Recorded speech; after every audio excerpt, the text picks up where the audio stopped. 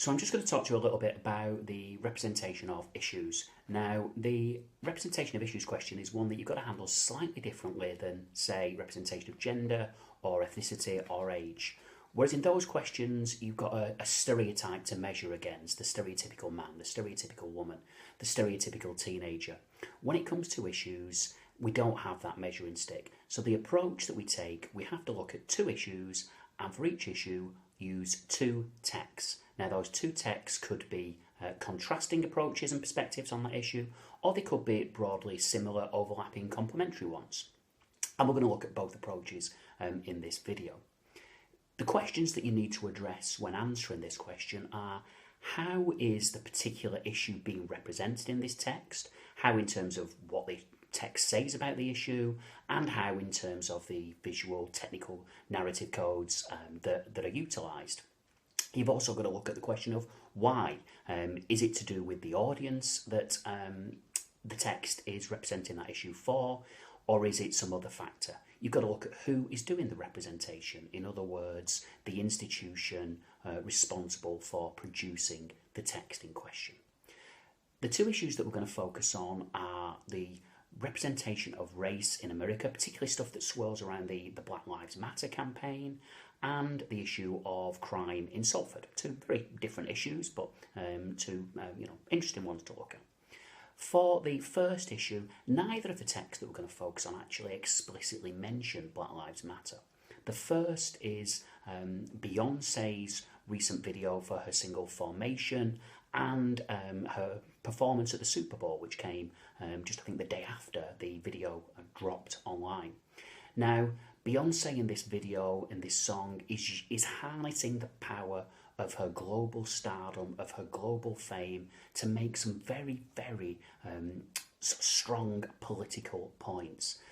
There's lots of settings and costumes in the video that make clear that what Beyonce is doing here is reclaiming her black ancestry, her heritage. I'm not going to quote many of the lines from the song.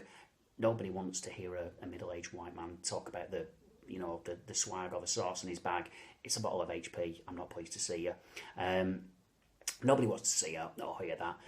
What we get in this video are lots of sort of settings that evoke the slave era, the era of plantations in Black America, when of course Black people were exploited, were used for what they could give to the white slave owners. And here Beyonce occupies those positions of wealth, those positions of power. There is a real sense of revenge in this video. Best revenge is your paper, she says later in the video. I think she means your money there rather than what you write on your exam paper, but I think the best revenge is, what you write on your exam paper. Get a grade A, kids. It makes sense. And she is, asserting her identity. She's also, one of the most controversial moments in the video is when we see a lone black youth wearing a hoodie, that very sort of ideologically charged garment, dancing in front of a wall of riot gear clad police officers, and they put their arms up in submission. It's an image that can't help but remind us of events such as the shooting of Trayvon Martin and other sort of notorious cases of police brutality in America. The camera pans across a wall that has the message "Stop shooting us." Again, Beyonce, even though she's occupies this rarefied air of celebrity, rarefied world of celebrity, she is aligning herself. She's lining up alongside any victim of police brutality in America. She also, of course, evokes Hurricane Katrina in this video, as she sort of lies on top of a police car which sinks under the waves. Again, a reference to another very key moment, seminal moment in Black American history.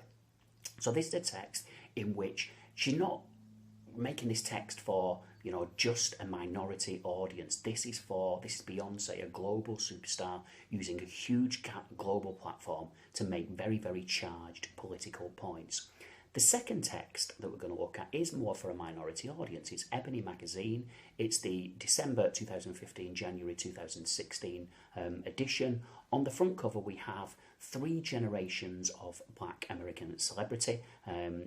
Jesse Armstrong, Harry Belafonte, and Zendaya, the Disney star Zendaya, all in positions or postures of defiance. They stood behind a barricade. In the background, there are silhouettes of a crowd gathering as if these 3 are being presented to us as leaders of a campaign, a charged campaign against, we can only assume, police brutality. There's an imperative, empowering mode of address that says, stand for something. What is quite clear is that this is representing the issue as one that cuts across boundaries of age and gender. It's saying that this is an issue that involves everyone, that everyone needs to become involved on and stand together and show unity as members of the black community. So 2 very different texts, but 2 texts that make quite similar points, if for one for a wide global audience, one for a more minority audience, but still celebrities speaking out on these strong issues. So the second issue that we're going to focus on comes out of the BBC's Panorama, Guns, Gangs and the Police, which was broadcast in January 2016 and was an investigation into recent spate of gangland activity in the Salford, Greater Manchester area. Now, Panorama is an investigative show. It exists to pry into issues. It's a BBC show. We expect a certain amount of objectivity and balance. Now, to an extent, we got that in this show, but what this show definitely did was give us a very dark, bleak, pessimistic view of, and some would say negative view of Salford and the prospects for anyone living in Salford. Lots of shots in this show were of high-rise blocks, often a signifier of urban decay and poverty and the attendant issues around that.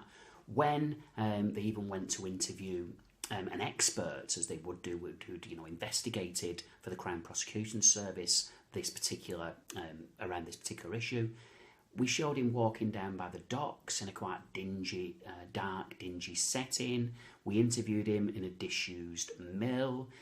It was lots of shots that did suggest that this was a very bleak, negative place to be. We interviewed an actor playing a gangster. We saw him, the show depicted him walking around at night. He's wearing the stereotypical, costume of a hoodie. He was interviewed, under bridges. Again, it was all very dark and dismal, and suggested that Salford is a particularly bleak and negative place to be. Now, this was all seemingly done. A lot of the mode of address was about grenades, machetes, about young people being exposed to dangers. It all suggested that Salford is a particularly negative place, and it did put a negative spin on Salford and the issues around.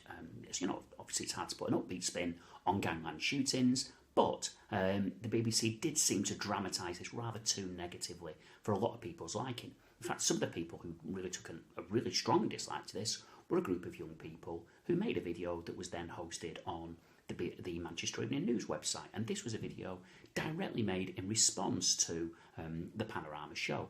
It offered a very different view of Salford. We got shots of, things like the library. We got shots of Salford University.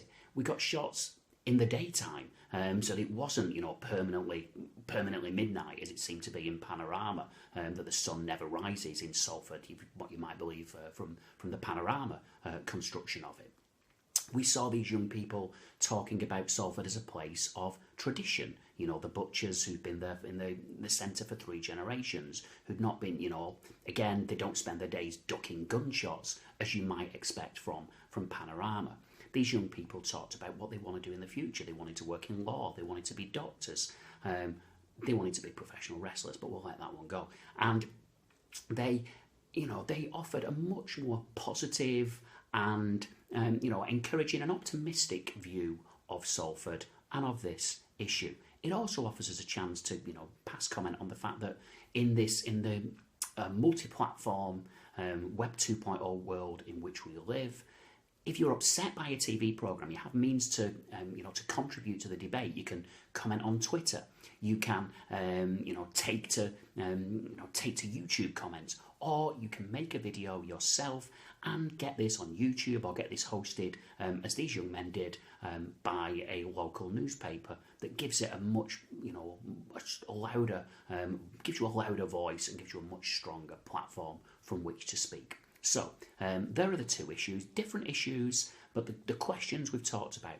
Who produced this text? Why did they produce this text? What did it contribute to the debate around these particular issues? In terms of Beyonce, that was a global superstar making some very pointed political comments. In the terms of Ebony magazine, again, celebrities using their status to promote a sense of identity and a sense of empowerment for their audience and a sense of inclusion for their audience, and to get involved. For Panorama, that was to give a fairly negative representation of an issue.